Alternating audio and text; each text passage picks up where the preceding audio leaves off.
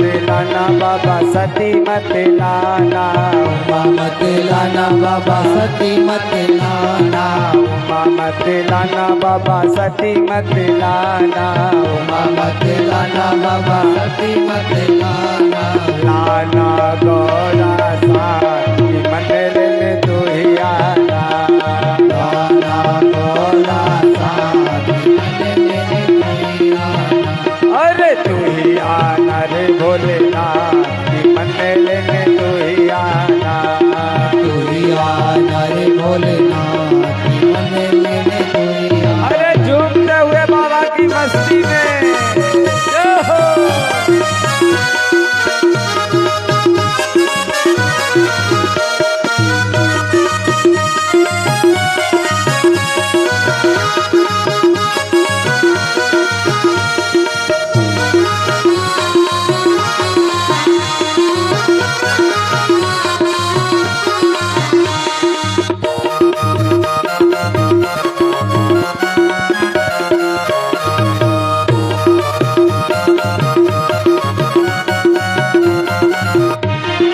दिन मत आना बाबा रात मत आना, दिन मत आना बाबा रात मत आना, दिन मत आना बाबा रात मत आना, दिन मत आना बाबा रात मत आना, आना शिवरात्रि रात की मंदिर में तू ही आना, आना शिवरात्रि रात की मंदिर में तू ही आना, अरे तू ही आना रे भोलेनाथ की मंदिर में तू ही आना, तू ही आना रे भोलेनाथ की मंदिर में तू ही आना। हर हर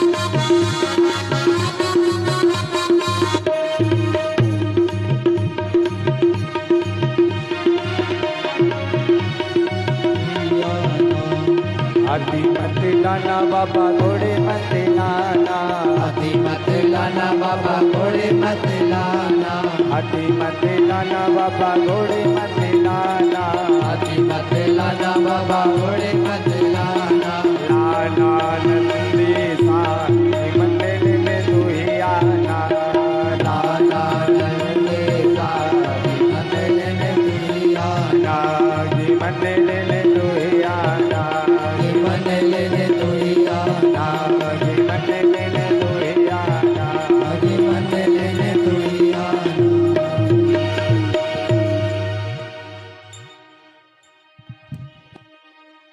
आया है सो जाएगा राजा रंग फकीर, कोई विमान चढ़ चला और कोई बंधा जंजीर। मेरी मैयाओं मेरे भैयाओं, संसार में सब कुछ कर लेना, सब कुछ मांग लेना, संसार वालों से ही मांगना।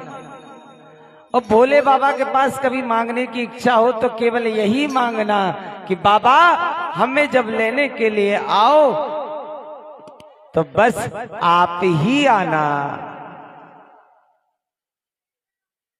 जिस प्रकार से एक बेटी की डोली अपने पिता के घर से उठती है बाबा, वो अपनी ससुराल चली जाती है, तो जब हमारी डोली उठे संसार से तो वो डोली कहीं और ना जाए। हमारी ससुराल यदि कहीं हो तो कैलाश में हो, काशी में हो।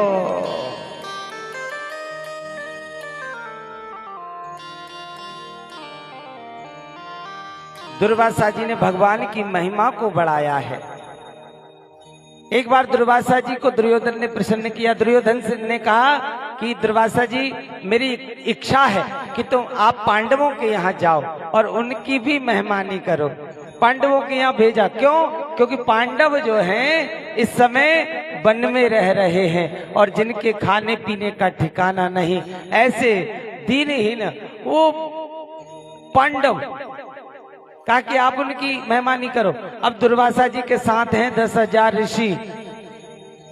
दुर्योधन के मन में भाव है कि जब दुर्वासा जी वहां जाएंगे, दुर्वासा जी जैसा क्रोधी संत नहीं है संसार में, और जब इनकी मेहमानी नहीं होगी तो दुर्वासा जी क्रोध में उन पांडवों को नष्ट कर देंगे, उन पांडवों को क्रोध में उनको श्राप देंगे, जिससे पांडव अपने आप नष्ट हो जाएंगे। जीवन में मेरे भैयाओं आपसे कुछ भी ना हो तो केवल एक नियम करना, कभी भी दीन को दुख मत देना, किसी ब्राह्मण का अपमान मत करना, किसी संत का अपमान मत करना, कभी गौ का अपमान मत करना, ये सबसे बड़ा पाप है। हनुमान जी से पूछा कि लंका क्यों जली, तो हनुमान जी ने कहा प्रभु इस लंका का जलने का कारण यदि कुछ है तो एक संत का अपमान है, उस संत का अपमान नहीं होता तो आज लंका नहीं जलती। साधु अवज्ञा कर फल ऐसा, और जरई नगर अनाथ कर जैसा।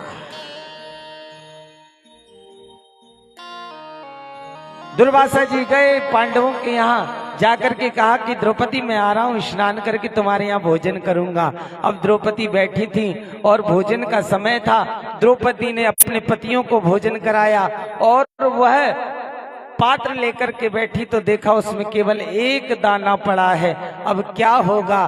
द्रौपदी जानती थी कि ये मुझे वरदान में इंद्र ने दिया है और इसका नाम है अक्षय पात्र, और अब जब तक मैं भोजन नहीं करूंगी तब तक ये खाली नहीं होगा। एक दाना बचा है, क्या करूं? इतने सारे संत आने वाले हैं, क्या करूं? जब समझ में नहीं आए कि क्या करूं, संसार की वासनाएं, संसार की कामनाएं सताने लगे और सोचोगे कि क्या करूं, तब मेरे भगवान की ओर देख लेना, मेरे महादेव की ओर देख लेना। जब संसार की राहें बंद हो जाती है तब राहें दिखाने के लिए मेरा महादेव प्रकट हो जाता है। द्रौपदी ने कहा क्या करूं? याद आई, द्वारकाधीश को पुकारा। द्वारकाधीश भोजन करने के लिए बैठ रहे थे, रुक्मणी थाली लेकर के आई थी। रुक्मणी से कहा रुक्मणी मेरा निमंत्रण है द्रौपदी के यहाँ, मैं तो चला। और भगवान रथ पर बैठे और सीधे वन में आ गए जहाँ पर पांडवों की झोपड़ी थी। पांडवों के यहाँ आकर के द्रौपदी ने देखा कि ठाकुर आ गए। ठाकुर को देख करके द्रौपदी निश्चिंत हो गई कि अब तो कल्याण होने वाला है। जब भगवान की कृपा आपके जीवन में आ जाती है ना तो कभी मत घबराना। क्यों? क्योंकि भगवान की कृपा मिल गई है। और जैसे ही भगवान को देखा, भगवान ने कहा द्रौपदी भूख लगी, कुछ बचा है? बोले हाँ ठाकुर बचा है, एक दाना बचा है, मैंने अभी भोजन नहीं किया। तो भगवान ने कहा एक दाना ही बहुत है, अब तू भी भोजन करेगी मैं भी करूंगा, चल आधा दाना तू खा ले और आधा दाना मुझे दे दे। यही हमारी सनातन संस्कृति है। यदि तुम्हारे घर में 56 पकवान बने हैं और तुम्हारे घर पर भिखारी आ गया तो तुम ये मत कहना कि इसको पकवान नहीं सूखी रोटी दे देते हैं। मेरी माताओं, यदि घर में पकवान बने हैं और उस समय कोई आ गया जिस समय भोजन का है, आप एक सुंदर थाली लगा करके द्वार पर आए हुए अतिथि को दे देते हो तो समझ लो कि तुमने मेरे महादेव को भोग प्रकट कर प्रदान कर दिया है। हमारी सनातन संस्कृति ये नहीं कि हम खा करके खुश होते हैं, हम तो खिला करके खुश होने वाले हैं। द्रौपदी ने कहा प्रभु आधा दाना आप खाओ, आधा दाना मैं खाती हूँ। भगवान ने आधा दाना द्रौपदी को दिया, आधा दाना खुद खाया और खा करके भगवान ने कहा ब्रह्मार्पणमस्तु। और जैसे ही कहा भगवान ने जल पिया और भगवान को डकार आई तो भगवान को यहाँ डकार आई है। और उसी क्षण भगवान ने ऐसे लीला की कि सारे संसार का प्राणी तृप्त हो गया है। सब डकारने लगे, खट्टी डकार आने लगी। दुर्वासा जी नहा रहे थे, डकारने लगे और भगवान ने भीम से कहा कि जाओ बुला कर ले आओ दुर्वासा जी को। भीम बुलाने के लिए आया, प्रभु चलो भोजन तैयार है। दुर्वासा जी ने कहा पेट पर हाथ फेरते हुए